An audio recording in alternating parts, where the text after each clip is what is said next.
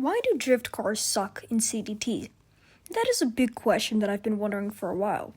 Currently, I have about 11, I think, drift cars, but in this video I'll be only talking about 4.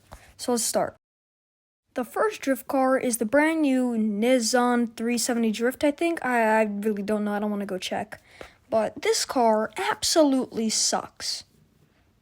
Maybe not that much, but still, it is not great for a drift car. Sure, if you drift at slow speeds, it could be alright, but drifting at high speeds just kind of doesn't work.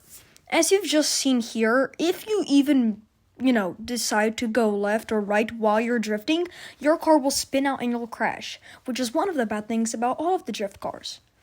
But that's only the first problem. Spinning out and crashing. The second one is that if you drift at high speeds, you just won't drift. You'll just start gliding on the road. That's very annoying, especially for a car that's supposed to be a quote-unquote drift car. These drift cars spin out and crash all of the time, which I don't know if it's a bug or something, but they don't work. And I'm a good drifter. I play on PC, I'm good, and I'm good on mobile too. See, sometimes you'll have a good drift like that, but you can see that they always kind of spin a little bit after the drift. And right here too. So yeah, they always just drift off and crash. Another reason why drift cars in CDT suck is because, well, they're pretty hard to drift now. As you see here, the cars just don't drift at all. Like I was saying in the last reason, they don't drift. They're very bad at drifting altogether. They always slide off the road. Right? They always slide off the road. They always just start going random directions, which is the main reason. They go random directions after drifting. It's awful, and I don't understand why. As you see here, the car has gone random directions twice, and it has a handling of 7.2. That's a better handling than some of the supercars in the game.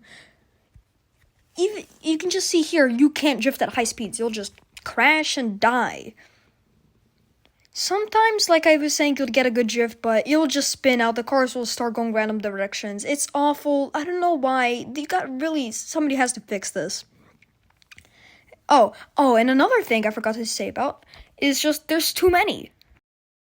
But too many drift cars isn't really the issue. It's the problem with their handling. You see here, this thing just can't turn at all. This car is okay for drifting with a handling of 7.4, but for handling, right, just trying to actually drive it like a normal car, won't work. Here, I'll use this little dirt road as an example. Here, I'll go all the way to the front, and let's try to drive forward. See, I'm zooming out. This is me holding down the left button, and I drive straight off the road. Okay, but maybe if I try driving on the second road, nope, it completely disappears. It just completely goes over.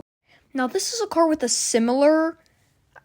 This is an upgraded car with a similar handling. It's 7.2, so it's pretty similar. But here's what happens. This isn't a drift car.